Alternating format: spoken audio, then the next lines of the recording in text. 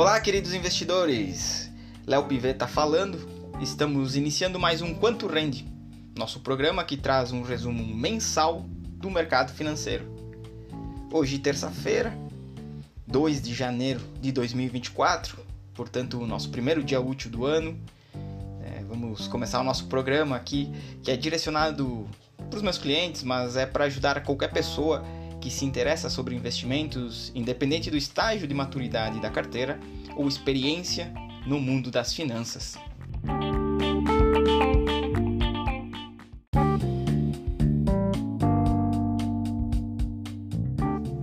Em 2023 foi um ano positivo para o mercado financeiro, um ano que foi marcado por guerras e conflitos geopolíticos, o qual os investidores viram os ativos de riscos irem do inferno ao céu, fechando com ganhos acima de 20% em muitos países. Houve também a mudança na dinâmica inflacionária e o arrefecimento no mercado de trabalho americano, que ajudaram na redução dos juros futuros. E diante disso, o mercado já espera que o primeiro corte nas taxas de juros americanas aconteça em março. Outra tese que ganhou força ao longo de 2023 foi a da inteligência artificial, e o ano assim finalizou com um apetite ao risco renovado.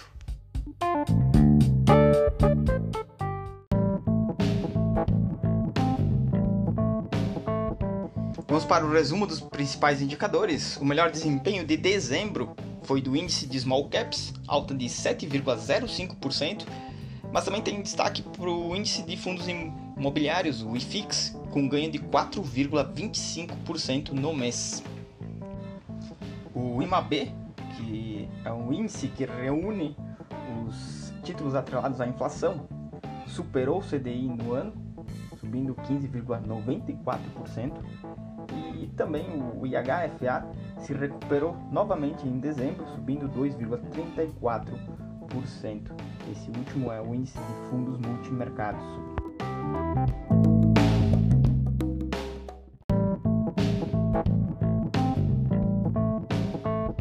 O ambiente macro externo melhorou depois que os dados de emprego americano sinalizaram um cenário menos apertado e da inflação convergindo para a meta. O discurso do Powell, logo após a decisão de manutenção da taxa de juros, fez com que os investidores apostassem no início do ciclo de queda de juros já em março deste ano. Embora 2024 seja um ano eleitoral nos Estados Unidos da América, o mercado espera que o pouso suave, o soft landing, concretize-se e que o Banco Central americano tenha sucesso na condução da sua política monetária, ou seja, controlar a inflação sem causar uma recessão. Fala-se até que a Bolsa Americana bata sua máxima histórica ainda neste ano. Além disso, o novo governo americano terá que enfrentar os déficits fiscais e um cenário geopolítico conturbado. Por isso, alguma volatilidade adicional não é descartada ao longo do ano. E, com certeza, os grandes ganhadores de 2023 foram as empresas ligadas à inteligência artificial.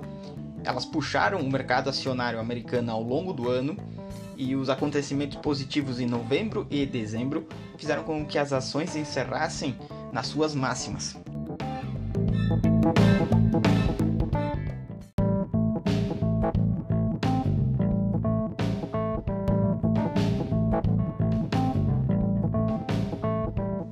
Na Europa, o cenário não é tão otimista. Mesmo que a inflação no velho continente também mostre uma trajetória positiva, as economias europeias parecem estruturalmente mais frágeis. E sem numerosas empresas na vanguarda da inteligência artificial, o continente ainda enfrenta problemas com imigração, falta de mão de obra qualificada e uma longa guerra em seu território. Desta forma, restam poucos gatilhos para que o otimismo esteja por lá, nas terras do velho continente. Na Ásia, o foco, sem dúvida alguma, continua sendo a China, que deve se recuperar, ou pelo menos não ter uma piora significativa na sua economia, desde que as políticas de Covid-0 lá foram implementadas. O governo mudou sua política econômica, que agora é focada em fomentar o consumo doméstico, e e ainda pesa a crise imobiliária nos números de crescimento do gigante asiático. O Japão, por sua vez, teve um ano muito positivo para as ações. A economia nipônica parece ter renascido em 2023. Nada espetacular, no entanto, bem mais animador do que os anos anteriores.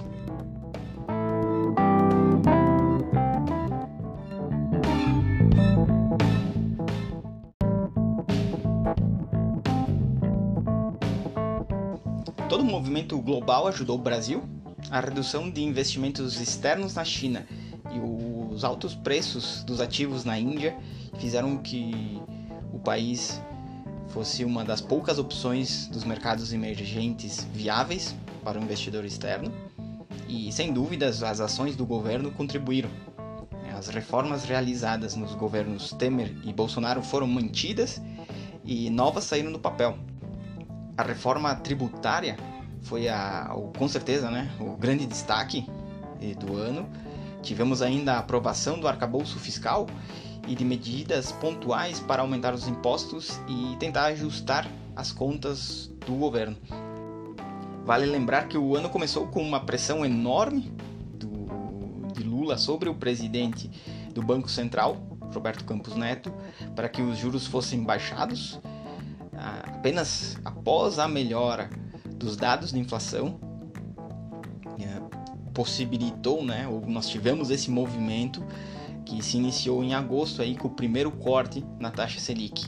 A partir dali, os ativos brasileiros valorizaram-se, as taxas futuras começaram a cair e finalizamos o ano com uma bolsa de valores na máxima histórica, real valorizado frente ao dólar, e expectativa de aumento dos lucros das empresas com esse novo ciclo de queda de juros. Por outro lado, os riscos ficam centralizados na condução da política fiscal do país. É sabido que o mercado espera a mudança da meta fiscal no primeiro trimestre do ano, porém fica a dúvida se o governo fará os contingenciamentos nas despesas previstos pelo arcabouço fiscal. Ademais, será escolhido o novo presidente do Banco Central do Brasil, podendo impactar na política monetária do país e até pôr em xeque a independência do Banco Central.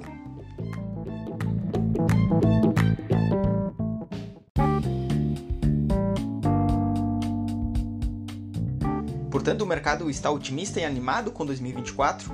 São esperados bons ventos para os ativos de risco globais. Dentre os emergentes, o Brasil pode ser o grande vencedor, caso tenhamos uma condução saudável da política fiscal e monetária do país. Temos muito o que melhorar ainda.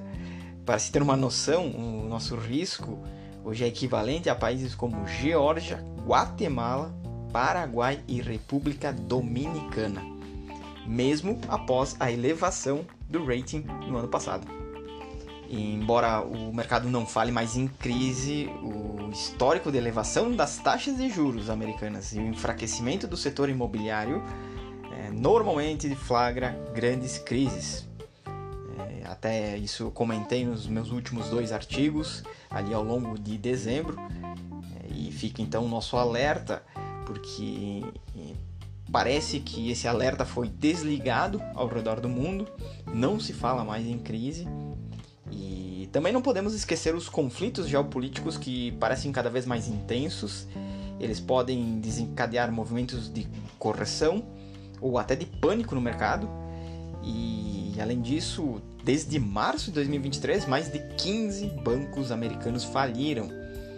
Então é outra questão que devemos ficar de olho e que pode ser que não tenha sido totalmente resolvido essa questão no sistema financeiro americano.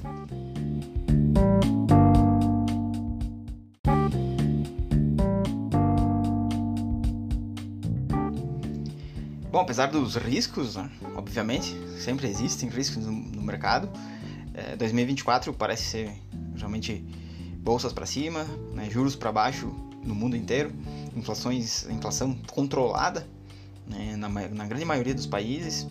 Então, diante de um cenário assim, a estratégia ideal é alocar em ações, alocar em fundos imobiliários, ter obviamente cuidado em virtude dessas recentes altas, porque podemos ter correções no curto prazo, né? E eu adicionaria, inclusive, um percentual relevante de proteção na carteira para os primeiros meses do ano, né, em virtude dos riscos que aí estão.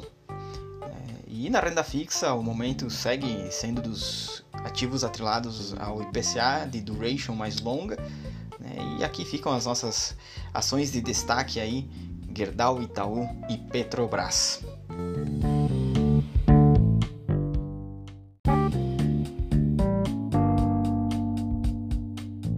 Encerramos assim o nosso Quanto Rende. Fico à disposição para eventuais dúvidas.